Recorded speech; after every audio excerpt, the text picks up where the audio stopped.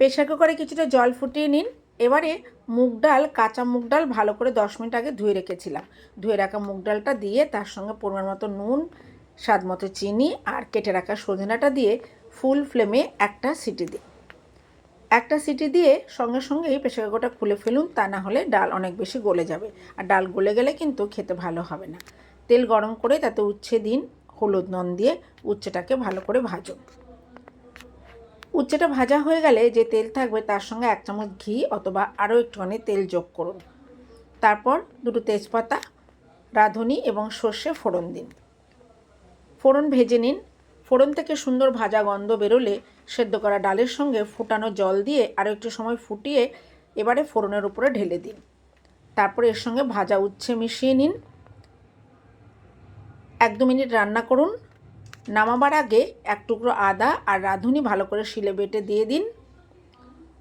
তারপর উপর থেকে 1 চামচ ঘি ছড়িয়ে নামিয়ে নিন। পেটও ঠান্ডা থাকবে, খেতেও দারুণ লাগবে।